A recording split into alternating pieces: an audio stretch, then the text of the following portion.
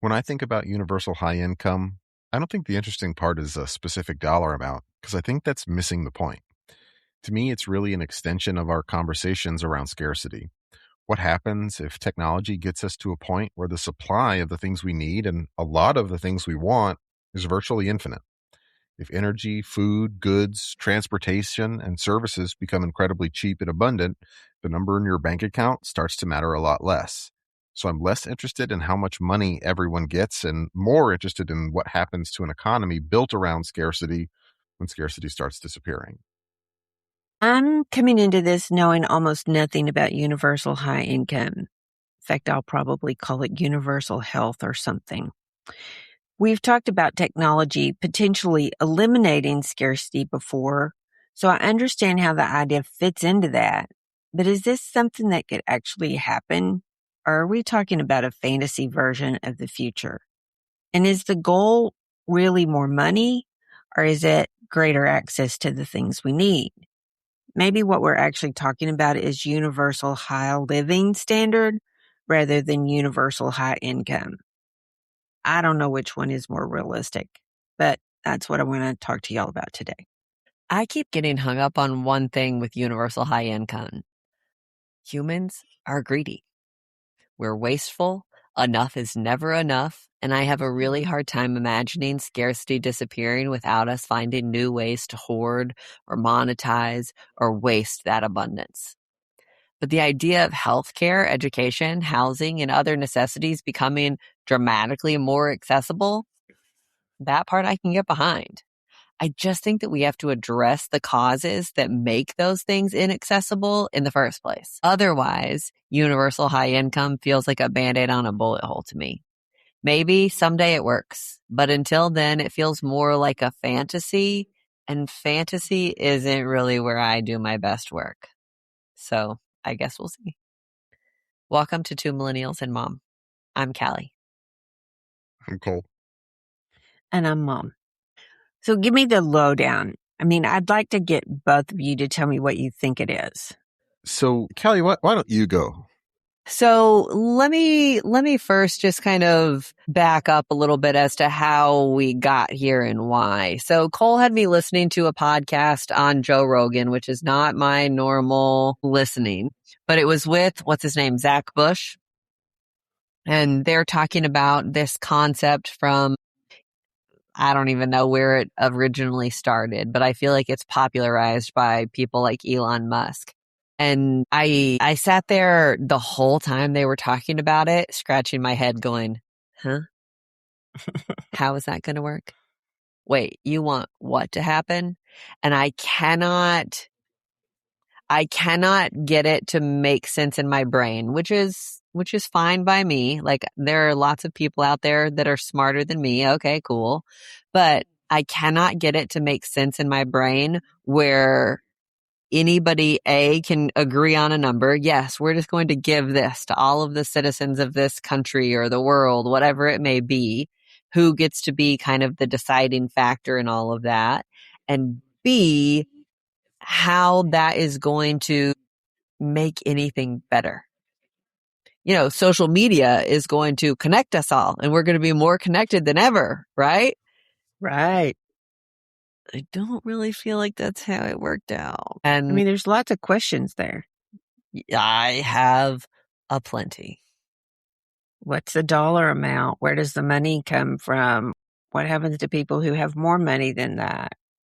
If that's the base, does it Build from Again, there? I think that's missing the point. So the term universal high income, if I'm not mistaken, was actually coined by Elon Musk on the Joe Rogan Experience, but it uses an idea from, if I'm not mistaken, Andrew Yang, who ran for president a couple cycles ago, universal basic income, which is essentially the government giving everyone a paycheck, saying, okay, we have enough resources to make sure that everyone has the basic necessities, food, water, shelter. Universal high income is not that, from my interpretation, my understanding. It's not about, oh, the government is going to pay everybody all this wage just for being a citizen. It's the fact that resources will become so abundant, money is no longer necessary. You don't have to buy things because there's just so much. So how does that work? Like, this is again where my whole brain just kind of short circuits and goes, huh? Because I don't, even if we go back to the age of bartering for services, because we can't all be great at everything. I may be horrible at growing bananas and really like bananas. How am I going to go get bananas? You're not. There's going to be a robot who tills the land, plants the banana trees, harvests the bananas, and brings them to you. And who bought that robot? Who paid for him? And who paid for that land? And who paid for the banana seeds? And who pays for the water? And who pays for all the electricity to service him and make him do all of those things to bring me free bananas? That's the stage that we're in right now, is building the infrastructure around that system. So Elon, Jeff Bezos, they're going to pay Sam for all Altman. of it. We can't even agree on raising the minimum wage. How the fuck are we going to agree on universal basic income, much less high income? Again, it's not a dollar amount. It's not the government giving you a paycheck. It's no longer having the necessity of a paycheck because resources are so abundant. You exist in a status of a high income individual because you're not pinching your pennies because you don't have to count pennies anymore. Well, I'm just thinking, already we have poverty and we have people who are food dependent and we have a housing shortage. So how does all of that get resolved so that there's no scarcity? That's not what's on the table today. Infrastructure around the system. So you need the intelligence mainframe, if you will, lack of a better term on my part, to essentially monitor and operate all of the machines that will be performing all of the labor effectively. You need energy sources, which are currently being built at a rapid rate, astronomical, both publicly and privately. And you need data centers to store all of the information that they need to access to be able to maintain their functionality. So in your understanding of this, we have to be an automated system world in order for this to occur. Largely so. And can it happen in isolation of just the United States, or would it have to be a global thing? I mean, that's a great difficult question for me to answer because I don't really know. I think that you could automate a lot within a specific geographic region, but there are resources that may not be available in our specific geographic region. If you had to guess, and I'm not holding you to any of this, but if you had to guess, when is this even possible? How far into the future before this is actually becoming reality? Yeah. I don't even know how to quantify it. Maybe. You think? I think that because I think what's happening is that we're just picturing this switch that everything turns off. The economy shuts off. Nobody needs money anymore. It all just happens in an instant overnight. And that's not the reality of it. It's a progressive thing. We build the energy production. We build the data centers to store everything. We advance AI far enough. We build robotics and teach those robots, or essentially program those robots to do the functions that we need them to do. And none of that happens instantaneously. Even once you get the first robot, you then still have to build all of the other robots, which you, again, cannot do just instantaneously. However, many of those things are accelerating at an exponential rate. So if I build one robot, now that robot can help me build the second robot. Now I have two robots that can both build a robot at the same time. Now I have four robots that can both build four more robots. And what happens to the people in this interim or even after? We're living it. I think we're lounging it. I mean, no, because somebody has to start building the robot. Yeah. Elon. So they're already building them. There are lots of companies building robots. So let me go back. We build the data centers. Where does the energy come from? And does that energy, I mean, we already have this issue of clean energy and fossil fuel and global warming.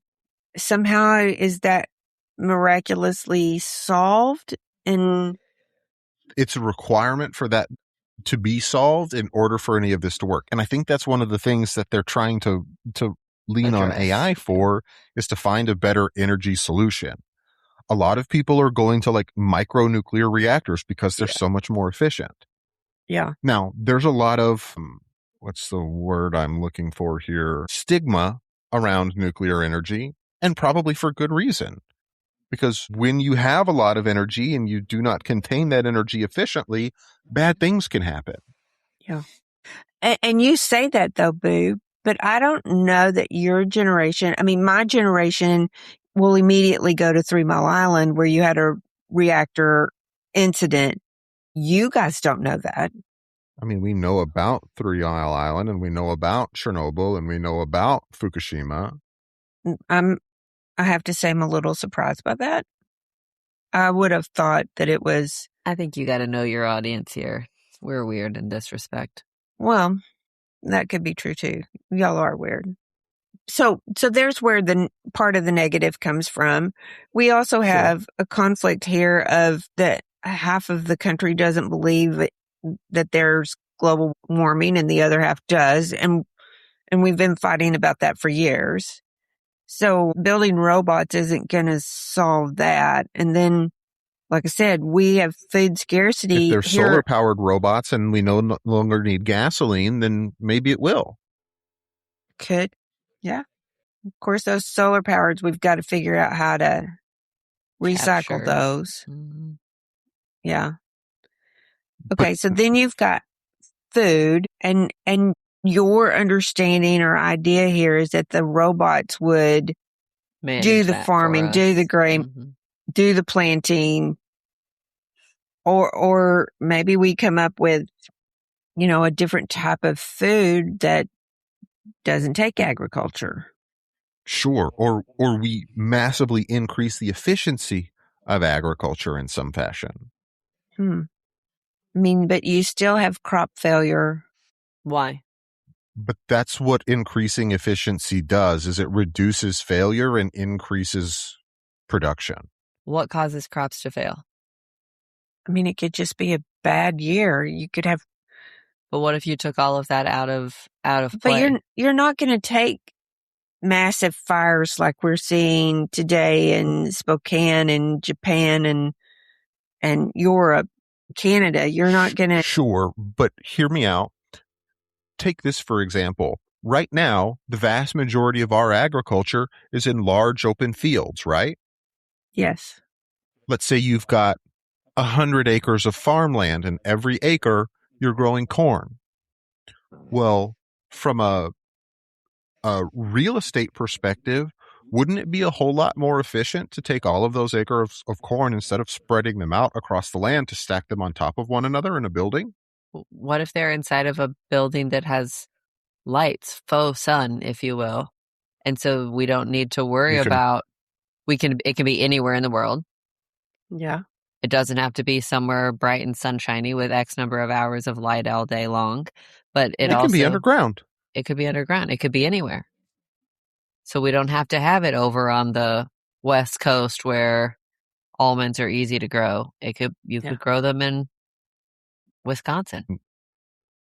You can manufacture the right type of soil that you need to grow a certain type of plant that only grows in a specific part of the world, anywhere, as much of it as you want.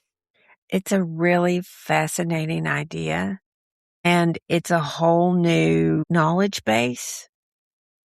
I mean, I'm thinking of the farmers that I know who have spent their entire lives farming 160 acres and rotating crops and hoping that, the crops didn't fail and hoping that they got a good price and all those kinds of things. And I mean, you're just doing a complete shift that really none of that would happen. And so those farmers become obsolete. I mean, because the idea that they might catch on to a completely new concept of how to grow things is a lot to anticipate. Why do they have to catch on how to grow things? They're not growing anything anymore. Robots are doing all of that. It's not needed for them to do that. That is universal high income. They don't have to produce anything. You don't think you need individuals to oversee what's going on with the robots or the buildings full of manufactured plants? Early on, sure, but eventually, I think it's highly likely that they could all become fully automated. That's mind-blowing to me, and especially if I think that it's possible to happen in your generation. I also think that, I mean, we've talked about this a little bit before. We know that trickle-down economics it works in theory, but it doesn't work in actuality. And I think that for me, the same thing could be said of this. Like, we can sit here and talk about how much all of this technology is being leveraged and utilized and making our lives better. But at the end of the day, whose lives are really being made better? Who is really benefiting? I was thinking about the education, because if you don't need people to perform jobs because it's all animated, then do you need any education at all? What did I say? Animated. We're not turning them into cartoons. But, I mean, then what are they doing?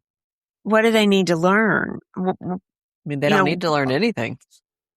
I think that's both. That's kind of the double-edged sword of it all, because like we've talked about several times before, one of the potential outcomes looks a lot like WALL-E. But I don't love that. But what if instead of just spending all of your time scrolling on TikTok, you say, I don't have to go to work anymore. You know what? I can go fishing every day. I can paint. Okay, I can write. Let's say you go fishing every day. I mean, let's say that that's what you do. So if we look at your dad, he literally would love to go fishing every day, but physically his stamina wouldn't allow him to do that. The weather doesn't allow him to do that. And he either turns those fish back, so it's just a fisherman's game that he turns them back, or... What's wrong with spending your time entertaining yourself? But here's where I think that all goes awry. So let's say he does. Let's say Dad goes fishing every single day and goes and catches all these fish. He's a great fisherman. Then he comes back and we're getting tired of fish. But he has all this fish. So then he starts trading it to the neighbors for whatever it is that they're doing in their spare time. And then we're just starting the whole cycle of capitalism over again. But again, you don't need to trade with the neighbors, because you can access virtually anything you want. Needing to and wanting to are two totally different things. Yeah. But we're not starting over if it's a want to. I do not want all those fish. Because originally, bartering came out of necessity. They have something I need that I cannot access. Yeah. So then what's the point of going fishing? It's fun. What's the point of writing? What's the point of reading a book? What's the point of watching TV? I mean, you have to wonder, though, Cole, if watching TV if it's all created by AI, is it new? Is it good? Or is it good? Y'all are so zeroed in on these singular aspects. It is the concept of I no longer have to spend my life toiling for the profits of someone else. I'm just I don't trying have to go figure to out work what you and do. generate production for this corporation. I can spend my time doing whatever I want. I can go exercise. I can go enjoy nature. I can go camp for a month at a time. I have an endless sabbatical for the rest of my life because all of my needs are met. And Cole, you could probably do that. I could not do that. I sure as shit couldn't do that. I mean, as much as I love to read, if I had 365 days a year to read. But you don't have to 24 read hours. every day. You don't have to work. You can create your own work. Be an artist. Be a writer. And you say that. And what are you going to write about? Yeah, who's Because going you to have no consume it? lived experiences anymore because you're not doing No, you have anything. more lived experiences because you don't spend, let's see, there's 170 hours in a week. You spend 40 of them working. So you're at 25% almost of your life toiling for someone else's profit. Now you get to take that and toil for yourself. You now have greater opportunity for lived experience. And we know that motivation is absolutely 100% the outcome of the human spirit, you know? It's just really foreign, Cole, to think that people will. I understand that, but just because it's foreign doesn't mean it's bad. No, you're right. I don't You're think that it's absolutely right. bad. I just, like I keep saying, I can't get it to make sense inside of my brain. Because you've spent your entire life toiling for someone else. It's not even, I mean, that is a part of it, but it's more than that. It's. Why do you go to work every day? Why? To pay my bills. What if you don't have any bills? It's going to be really fun for the first 2 weeks, and then I'm going to be bored out of my mind, and I'm going to go looking for trouble. Great. Maybe not so great. So we need to get off of scarcity and back on universal high income. Okay. Because I think that scarcity doesn't compute for us, and there's nothing wrong with that. We're fine. But we need to get back kind of on to the topic of universal high income. Well, I think it was really advantageous that you outlined that this isn't possible without AI. Well, because somebody has to do the work. So if something has to do the work. Sure. Well, and in my mind, when you say that, I was like, oh, we're going to say $70,000 is enough for everybody, and everybody gets $70,000 every year, and that's what they live off. And you said it isn't a money matter. I don't think that is the actual idea behind. When Elon used the term universal high income, that is not how I interpreted it. Is that, oh yeah, the government, because resources are so abundant, the government can just give everybody enough money. It's like, no, resources are so abundant that money is no longer really necessary.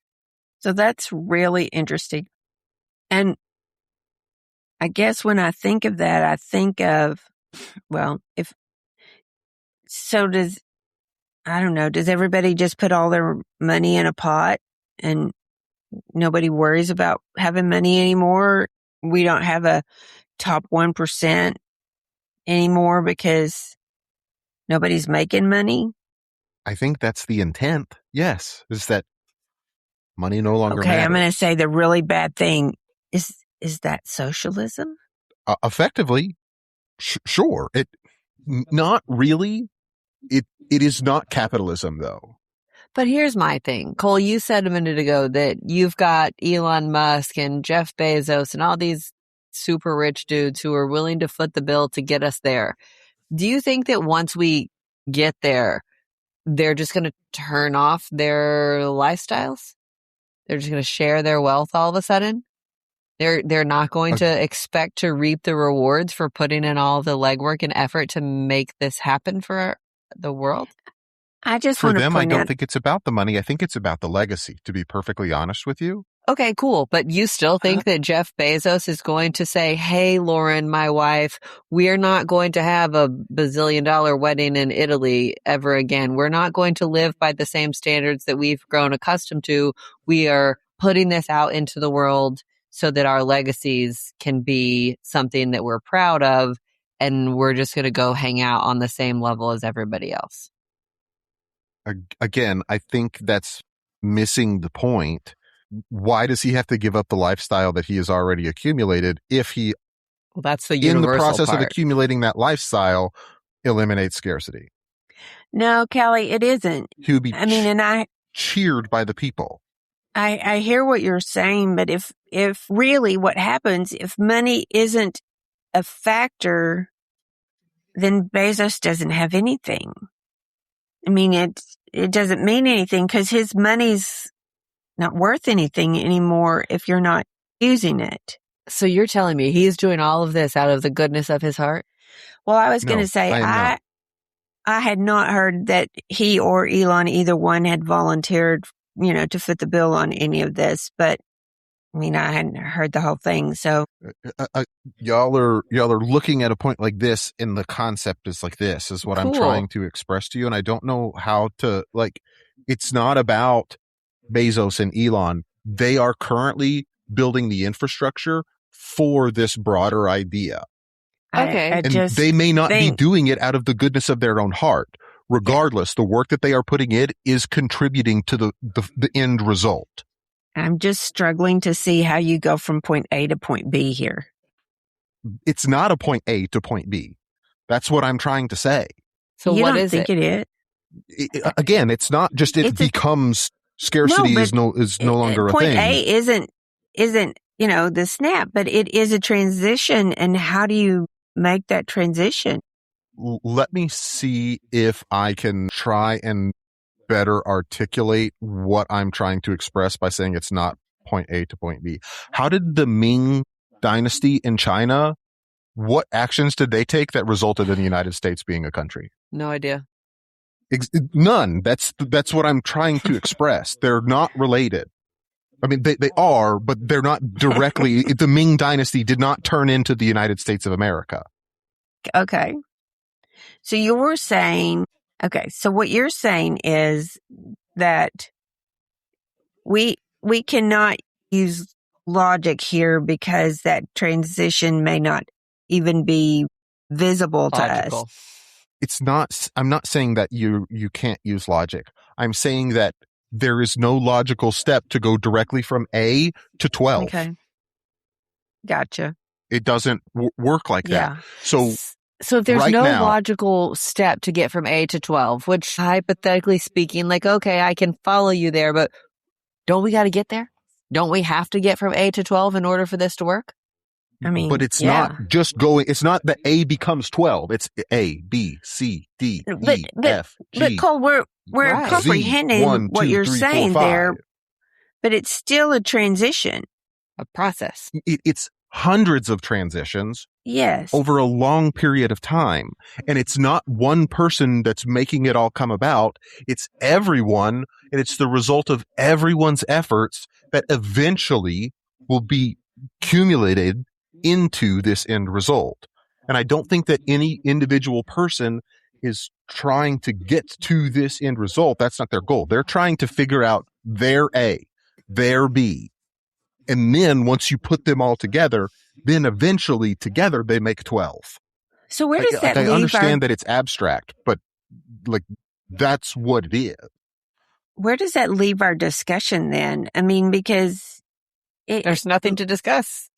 yeah. Well, of course, there are things to discuss. You can talk about the things in the middle about, okay, what does it look like before we get to the end state?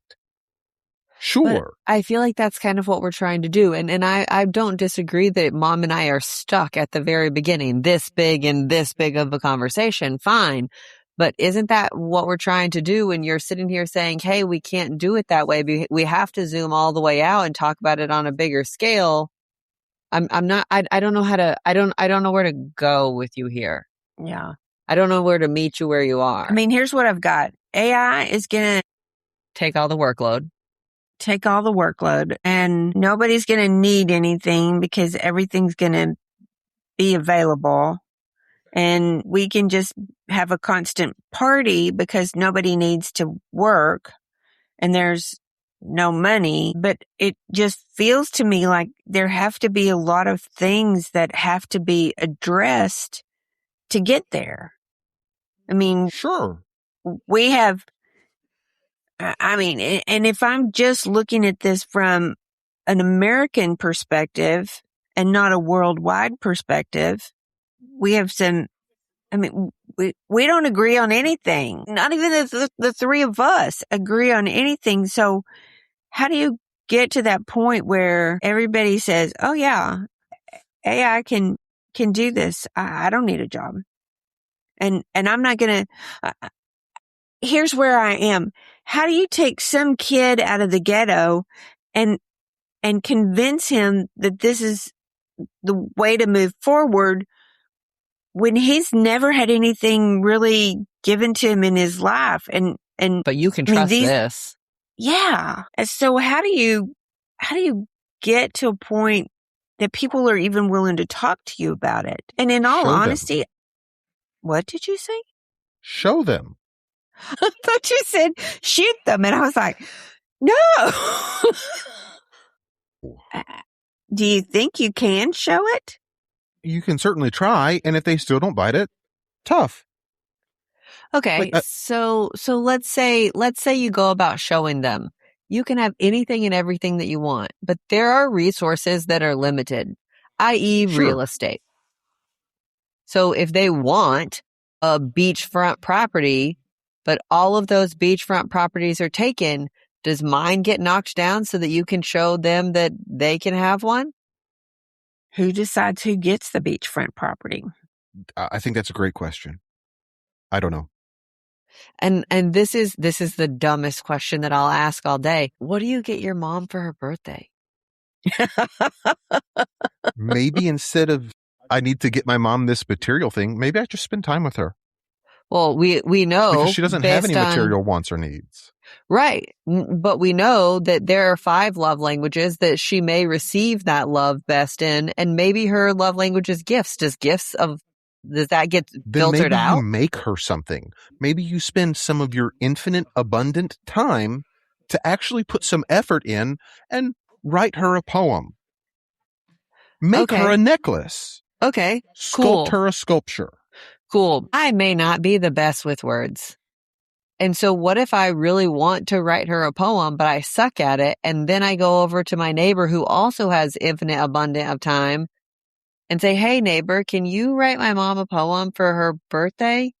You're not going to go to the neighbor. You're going to go to ChatGPT. Oh, what the fuck are we doing with everything? With all of our time? With all of our lives? I don't know. I mean, anything. Not toiling for someone else. That is the end goal that I desire. Yeah. Being able to utilize my time to work for me, to do things that I want to do. What would you do? And would that entail money or bartering? Or is that... I guess it depends on the day. Totally for you and doesn't have anything to do with anybody else? Say that for me again. What would that look like for you? And is it siloed and it's only for you, or is what? Why can't I have a day to myself and then come spend a day with you like I do right now already? I just have more time to do those things. Because she may want to go spend time with somebody else and then somebody else and then somebody else. I mean, and so then all of a sudden you've created desire and want that may not be able to be fulfilled because she's your mom. Just like now? Yeah, which is my point. Yeah. Which is exactly my point. She has 25% more time to do the things that she wants to do because she doesn't have to spend 25% of her time working. Sure, fine. So the supply of her time has gone up. Yes. There's a greater opportunity for demand on her time. So if I'm understanding this, the benefit on your side is just you don't have to work for anybody. That's one of them, yes. What are the other benefits? Well, people don't have to go hungry. People are probably less sick if we figured out AI and have attributed it to the medical field, and they don't have to go into debt to receive treatment because nobody had to go to school for 12 years to become a doctor because the robot doctor knows how to do every procedure that's ever been accomplished, and he can do it perfectly. His hands never get shaky. His eyes never get blurry. He never gets tired. He is more precise than any human doctor in existence on the face of the planet, and there are a billion of him. Okay, here's where my thought comes in on this. I just have spent the last week working are trying to figure out and understand a new portal that I needed to do for an application to work on. And there are some really great things about it. There are some good things about it. Getting there, which in this case, getting there was an absolute disaster. There's a couple of other words I would like to use on this, but I mean, just, most websites you go to that make you sign in, you click the button and it asks you for your, username and password and you go on. This one didn't. And so my whole point for that very long story is to say, this was supposed to be an improvement and it sucks. And maybe it is an improvement and maybe in a couple of years it'll be great. That hasn't been my experience with anything that I've seen automated in my line of work. And so it's a great step to get from, we have this great new portal and it's going to do everything that you want, but it's going to take you about 2 years to figure out how to work with it, to where you're talking about, Cole, where you have a robot doctor who's perfect and never gets tired and never makes a mistake. That's unfathomable. A long distance apart. I mean, and the reason I'm even saying that is you have this portal that you have hundreds of people working on and it still sucks. I mean, it's just, it's going to take years, if ever, to improve it. And if it was just one thing in my life, maybe I would just go, oh yeah, this is possible. But I have 50 of those in my life and some of them are and good. Where were those 50 things 10 years ago? Non-existent. You're right. Non-existent. It was all done by hand. Hard copies. I mean, and now then it's all on a portal. It's just, again, traversing from here to where you are is almost unfathomable to me. I just don't know how that happened. But I can say the same thing. There was a time that nobody ever thought computers would be a big deal. It certainly wouldn't have in every home or every hand as they are in now. So can we get there? Yeah, maybe, but holy cow. I'm not sure I really want to be around for it. Yeah. Ain't that the truth? I think another thing to point out here is the exponential rate of change. Yeah, you're right. So if you want to talk about the growing pains of advancements in technology, the advances that were made from the year 1900 to the year 2000 are probably less than the advancements that have been made since 2015. I agree with you 100%. I'm just saying it hasn't been without pain. Sure, but those pain periods are getting shorter and shorter and shorter and shorter. I think that depends on who you are. I think that depends on what that exposure is. Yeah. In general. But that's the thing, Cole. We can't sit here and think about everything in all of these big generalities. Like, we have to be, you know me, I'm the optimist of the group. Fine. But at the same time, we have to take a dose of realism with some of this too. Now, I'm sitting here thinking about all of this and saying, okay, you know what? Maybe it isn't going to happen in my lifetime. Maybe it isn't going to be overnight. It's going to be a little bit and a little bit and a little bit and a little bit until all of a sudden, voila, here it is. Now everything there's scarcity is eliminated. Everything is good. Everybody's happy. But I don't, what is that old adage? You can never please them all. You can't please everyone. Mm-hmm. And so I can't comprehend how, even if we jump to the point in the timeline where everything is quote unquote perfect and there is no scarcity of any kind of resources, that we as human beings aren't going to find something to bitch about. Yeah. To throw a fit about. So just because people are going to bitch about it means it's like not worth doing or it's bad? Not at all what I said. But I mean, I'm sitting here and you can't have individuality. I don't think. Just because I don't have to go to work doesn't mean I'm not different from everyone else. And the reason I say that is because what you want isn't what I want, isn't what Callie wants. And so What's the point? how do you What's the have point of what? no scarcity if everybody wants something different, or you teach them not to want different things so that it's generically handed out to everyone? And maybe I'm wrong about that. I mean, maybe your world is a lot better than what I can imagine. I'm confused by the argument in this. Same. So That's everything been is this whole conversation. scarcity is Eliminated. non-existent, but we want different things. Okay? Why does it matter? They're both abundant. And you think so? Do you think that eliminating scarcity would also eliminate judgment, fear? Probably not. No. So what do you do But to compound those things? compound judgment and fear? Do you mean compound or do you mean eliminate? That compound, as soon as I said it out loud, is not the right word. And no, I don't mean eliminate. What do you do to work Address them. against those things? Combat? Combat. Thank you. I think that's kind of outside of the point. Oh, I don't think you can have this conversation without having that piece of it. People are going to be afraid of things, whether they are well taken care of or not. Right. Fear so, is inherent. Yes, I agree Oh. completely. But are you just going to stay and living in that fear? Because there's nothing that you can do. There's no need to do anything because the fear isn't actually quote unquote real. I mean, do we now live forever?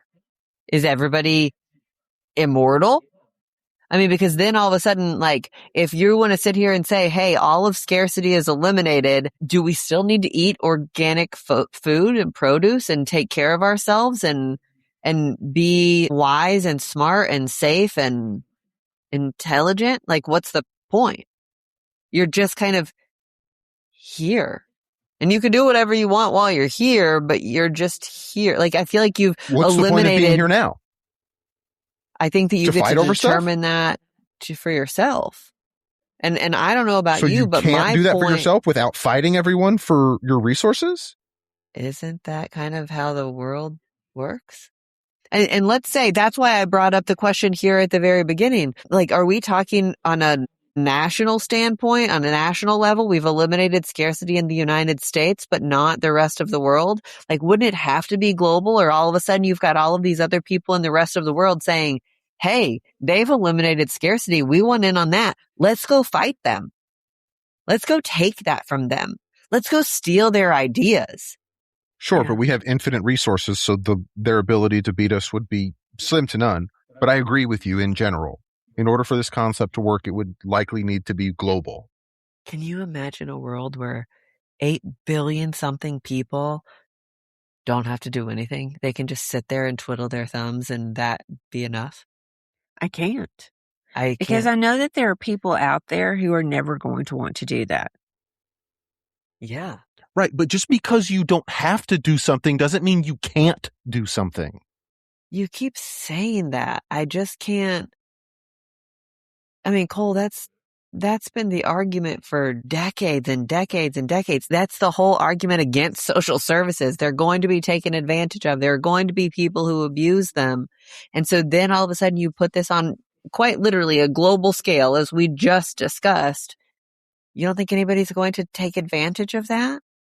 But you see, this is eliminating a system. That is creating an opportunity to exploit a system. I don't think it's the same thing.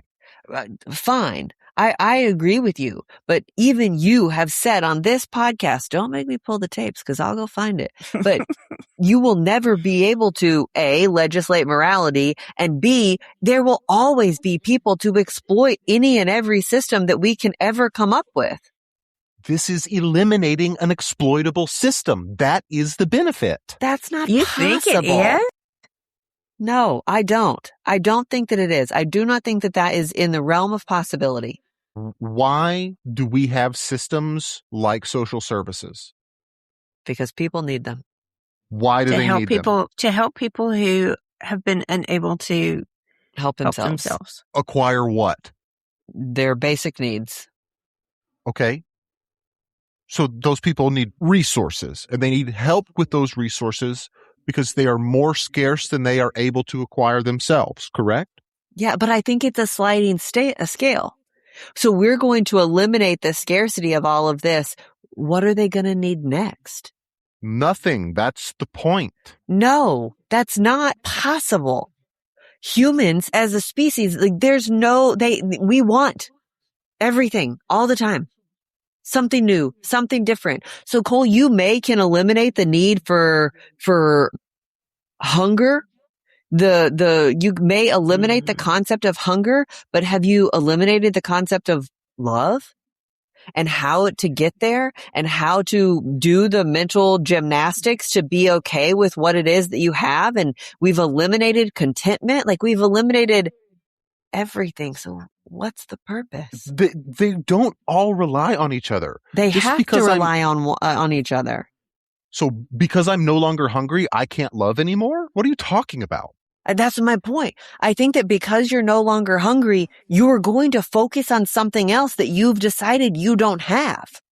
I understand you're saying that, but just because you eliminate hunger doesn't mean you eliminate people's capacity to love each other. Right. That's a ridiculous statement. Thank you. I understand she was trying to make a point. Give her that part. But I think, and I don't know how to say this any better, but it is in our nature to want more. So you give me enough to eat and I feed my belly, then next I'm going to want more. And I don't know, maybe that's books or maybe that's art or maybe it's the give a mouse a cookie argument. You give a mouse a cookie and now he wants some milk. And then you give him some milk and now he wants a warm bed. And now he wants a place to live. And now he wants your time. And now he wants you to tell him a joke and he wants you to tell him a bedtime story. Like there's no enough. Enough doesn't exist. And that's what I think I don't know how you ever get people, Cole, to a point where to agree on enough. They're universal. It is really universal. Right. I think that's the point. It's because we're just not universal creatures. We're independent and individual and have different wants. I want red shoes. You want a new cap, you know. But more than that, like you're sitting here, you could read. You're right. You could read. What if mom is one of the fastest readers I have ever met. What if she runs out of books? What if she runs out of stuff to read? What if she runs out of entertainment for herself? What if I just get tired of reading? So there are 8 billion people in the world. Even though only a small percentage of them are writers, just because they don't have to write for money anymore doesn't mean they have to stop writing. What if they enjoy writing? What if they enjoy telling stories? So there's new content constantly coming out. Just because scarcity is eliminated doesn't mean everybody stops doing everything. It means that they now have the opportunity. Will some people stop doing something? Sure. Yes. Will everyone stop doing it? Will you, if you never had to go to work again, would you lay in your bed and only watch Love Island for the rest of your life? I've never watched an episode of Love Island in my life, first and foremost. But secondly, like I said earlier, I think it would be great fun for 2 weeks and then I'd be bored out of my mind. Yeah. And you would have an opportunity to go and do whatever you want. You want to go to Japan because air travel is cheap and we've got more planes than we know what to do with because we can build them inexpensively and we can take people to these places. Maybe there's a waiting list. Sure, because you can only fit so many people in Japan at a time. But not all 8 billion people in the world want to go to Japan at the same time. So is it cheap or is it so we haven't eliminated costs? Sure. Yeah. No, it's not. That's not the point I'm trying to make. I'm fascinated by your thinking here. And because Cole, it feels like you've taken a lot of jumps to get to where you are. And we're struggling to understand Connect those the dots. those jumps. I'm sorry. I don't know. I I feel like you're taking issue with the end result. Because if I take issue with the beginning result, then you're upset and I'm seeing too zoomed in of a picture. So then if I zoom out and take issue with the end result, then what do you want me to, this is exactly my point. This is my whole point of this entire argument. It doesn't matter what it is that one person has decided is the answer or is the norm or is where we're going. Somebody is always going to take issue with it. Somebody is always going to be frustrated. Somebody is always going to not understand. Somebody's always going to want more. I want more understanding. I'm not sitting here saying that you're wrong. I'm saying that I don't get it. And here's the weird, crazy part. I'm allowed to not get it. And you're allowed to not have every single answer. Not of any of that I'm expecting of you. But I think that that's the whole point of having the conversation is it's a conversation. We're not fixing all of this. We're not achieving and accomplishing all of this by the end of this podcast. But at the same time, we have to be able to talk about it and we have to be able to say, I don't know. I'm not sure how that works. And I think right now you're trying to explain it all and it doesn't compute for me. I don't know how else to explain it. And I don't know how else to ask these questions. But that doesn't mean that either of us is wrong or that either of us have invalid communication methods or that either of us shouldn't be doing the part that we're doing. I think the whole thing is to have the conversation. And I feel better that I know a little bit more towards the aim. It still isn't quite fathomable for me. And so I think that's the curiosity part, is that now I at least have a concept to start asking questions more. It's such an interesting idea to think, where's the baseline of what would make everybody happy? Because there has to be a line somewhere, right? You got to start somewhere. I mean, we've talked about if you take away hunger, which I mean, I'm all for taking away hunger. Is that enough?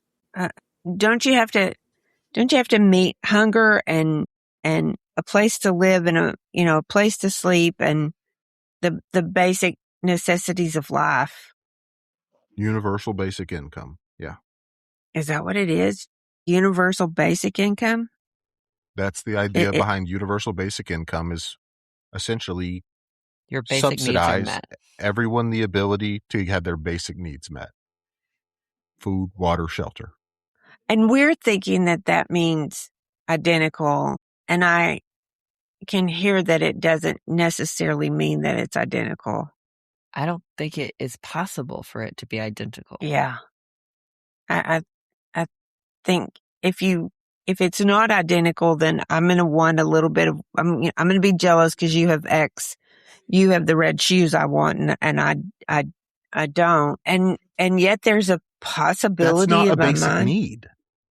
Oh, that's a valid point. A need versus a want. Yeah, that's valid.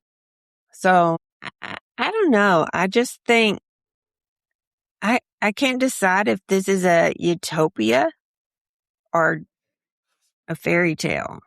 I think it has an opportunity to be either. Do you think it could fail? Sure. I think anything can fail. I think we could blow ourselves up before we ever get an opportunity to take another step forward. You have a point. But I also don't think that means that we shouldn't try. I think that you would have an easier time living in a world that you've described than maybe I would. Why do you think that is? Well, I was just sitting here. Is that because I'm a female and you're a male? And kind of my natural tendency is to want better? That sounded awful, I think. But, I mean, can it be something as simple as that?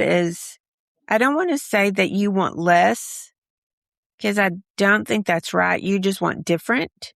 Why does the elimination of scarcity prevent you from improving your own situation? I don't know that it does. But I think that it changes the metrics by which that betterment is possible. That you look at it. Mm-hmm. Mm-hmm. Yeah. So let me ask you this question, Mom.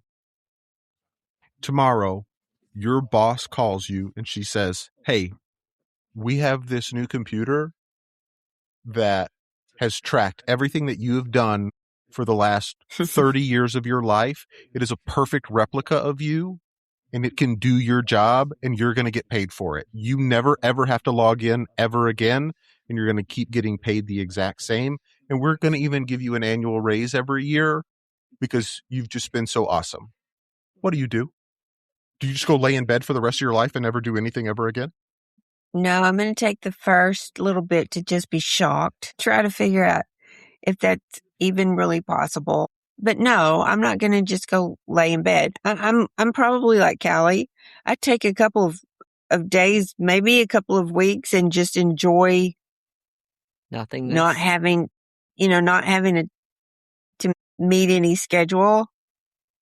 But then I'm going to be digging around looking for something that would make me feel good about myself. And does that robot doing your job prevent you from doing that? It doesn't prevent me from doing that. It just changes it. I've not, my brain doesn't know how to think to get to that next step call of I don't need to be here to monitor this anymore. I mean, I think it's a whole lot like retirement. You know, retirement looks really good. You think you're just going to sit back and do nothing. And we all know that retirement for your dad has kind of been a struggle because he hasn't known what to do on everything because he can only fish so much. And so it has definitely been a process for us to figure that out. I think it would be a whole lot of the same thing to figure out what you could do. And the problem that I think I get to is if you say there's no scarcity, then is there really anything that I do need to do? That's the thing.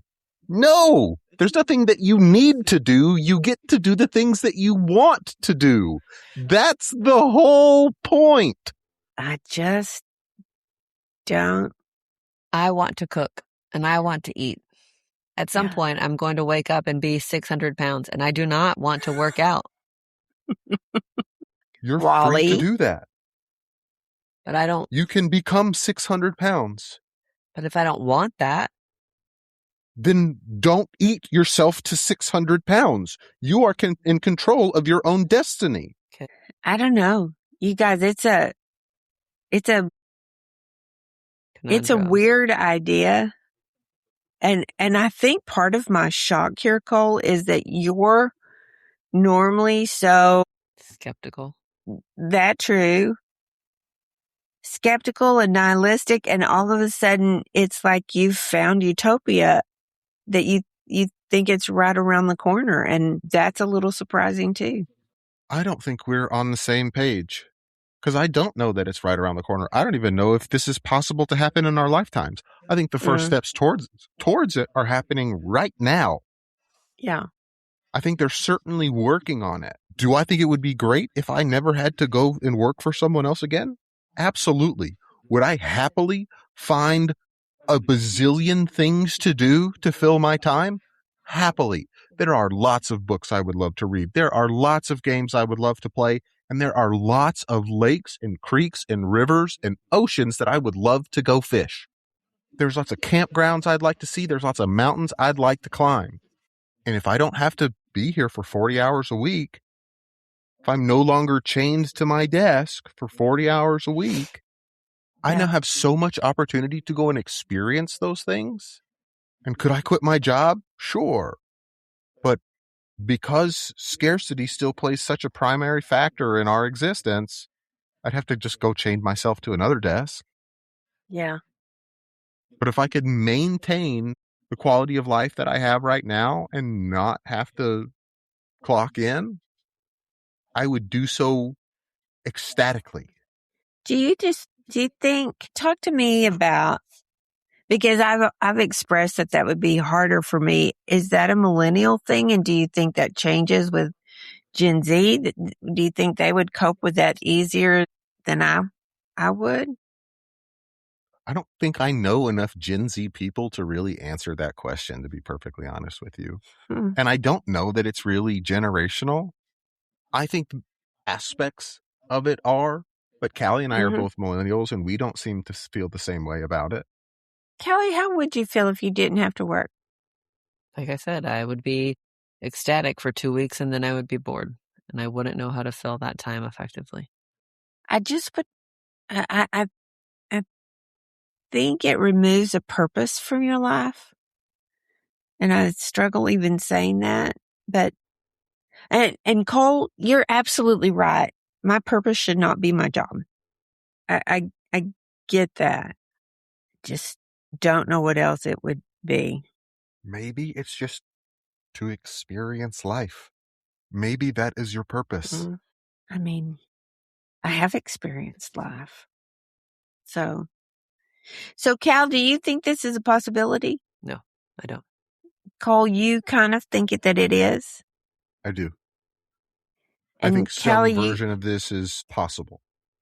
And Callie, you don't really think it's desirable, but Cole, you do? Yeah.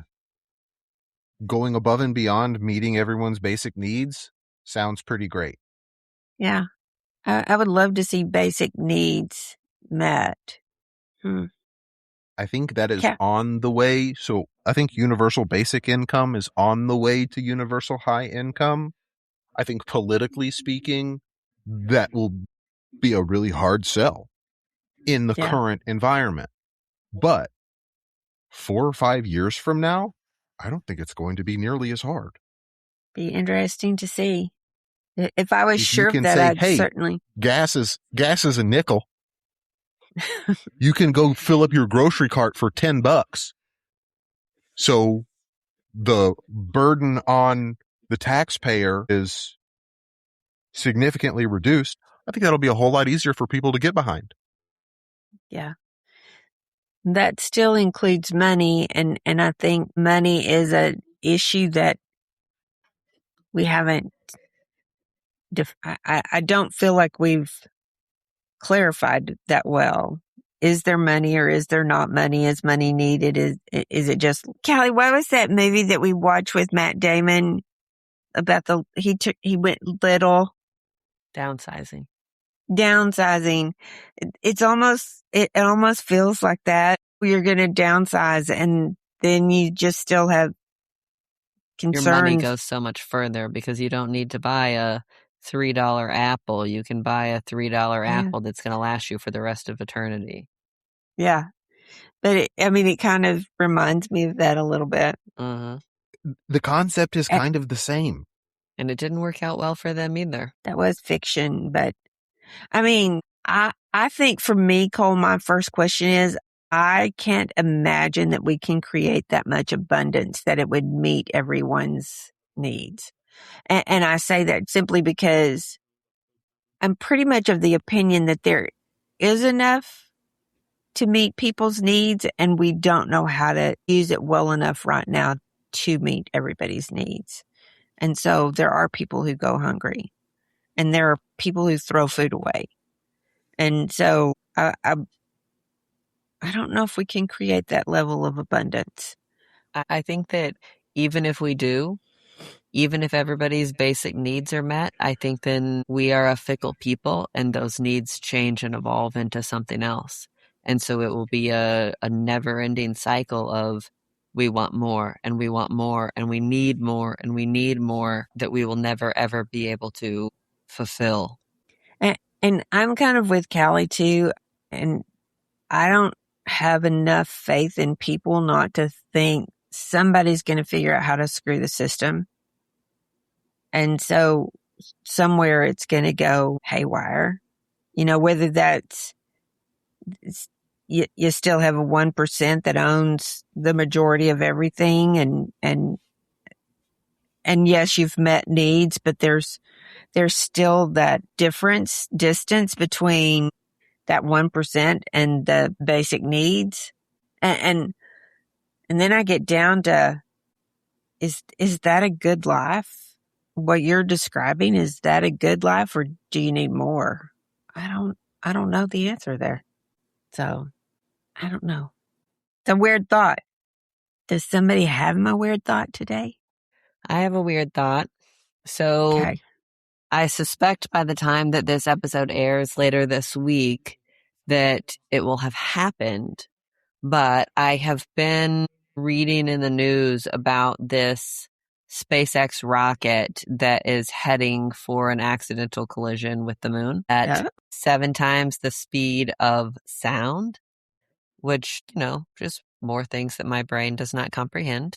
But my weird thought is, what happens upon impact in that case? And maybe in this particular instance, that isn't much. Well, needle in a haystack kind of thing. It's a big moon, and this is a pretty small rocket in the grand scheme of things. Like, okay. But as the space exploration continues to progress, and like, at what point is this not a minor thing anymore? At what point do we begin to get worried? Is there a point for something? And I have no idea how large it would need to be, but is there a point at which something could knock the moon out of orbit and screw up everything? Everything. Yeah, everything. Is there a point in which the Earth and the moon's relationship diametrically changes so that it's different than everything that we've known for however many hundreds of years? And would that make us extinct? How is this rocket traveling so fast? Is that normal? It is? Yes. So is this just space debris? Yes. Yes. Yes. It's not much different than the things that caused all those other craters on the moon. You think that's what caused them, is impact? Unquestionably. So not aliens? Interesting. Even if it was aliens, they created them by impacting it. Sorry.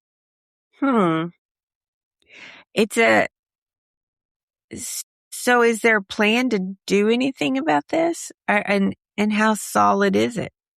I wouldn't expect there to be. It would probably be more expensive and less fruitful for them to do anything about it than to just let it happen. Is it small enough, Cole, that you don't think there'll be an impact? Not Yes. impact, but... An impactful impact? Yeah, an impactful... Yes, it is small enough. Wow. I haven't read anything about it, so... Does throwing a pencil into the ocean raise the water level? Minutely.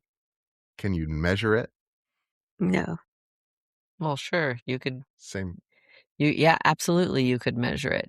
You could, but the displacement that the pencil causes, just because you can't see it, doesn't mean it can't be measured. I know. Absolutely. But the pencil in the hole of the ocean is... minuscule. Minuscule.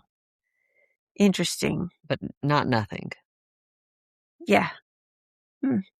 So we'll see how it all goes and what happens, and I'm sure there'll when's be the expected impact? Later this week. Okay, well, if all the lights flash on Thursday, already my computer's not working, so I can't blame it. Maybe I can. Is that what's affecting my laptop from not doing what I want it to do? Interference. Don't give me that look. Don't give me that look. Okay, what's our good news story? We need one at this point. So in terms of good news, this is still ongoing and still very much in process, but there is a labor and delivery nurse turned influencer, I guess. I feel like she would probably cringe at that.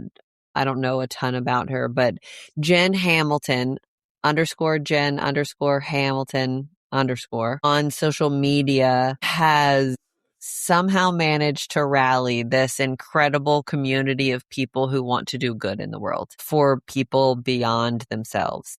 And she is known for doing all kinds of wild and crazy things.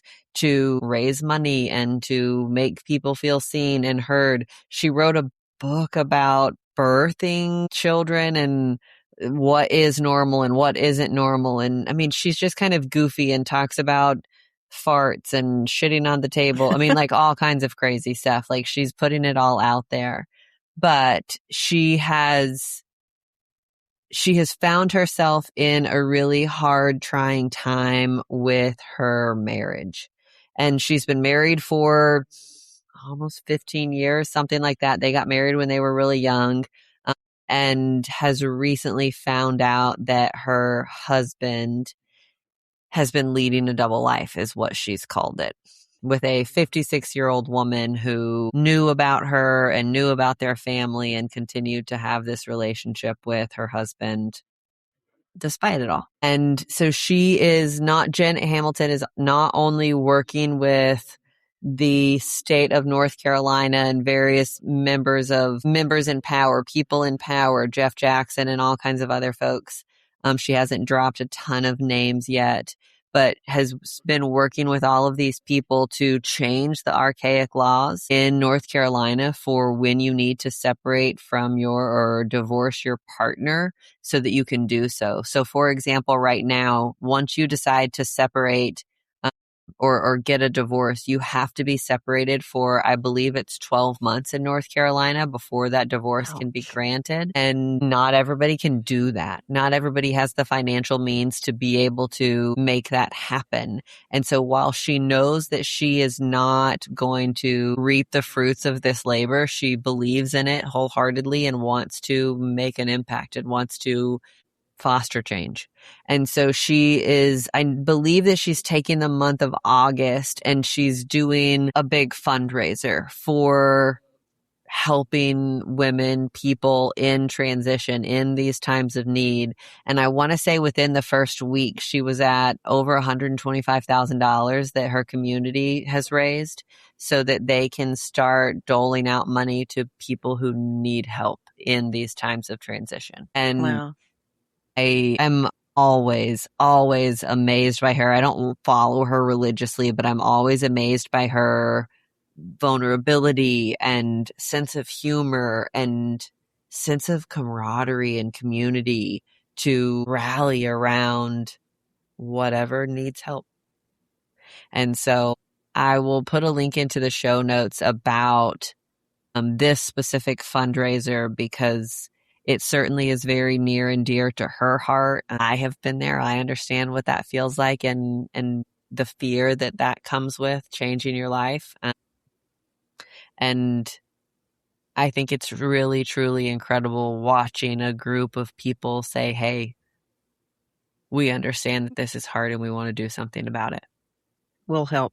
We'll help. How can we Wow. help? And so I'll put a link in the show notes to that so we can support the causes that she has been truly remarkable at championing. So, Easy for you to say. yeah. So, well, bless her heart. I hate that she's going through this, but what a way to make it look more positive with helping other people along the way.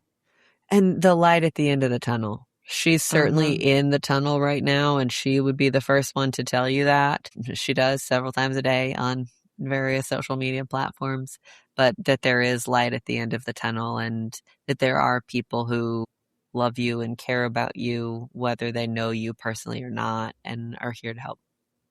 So thankful for people with good, kind hearts. Kindness. All right. I'm glad neither one of you are there right now. Me too. Love you both. Love y'all. Love you.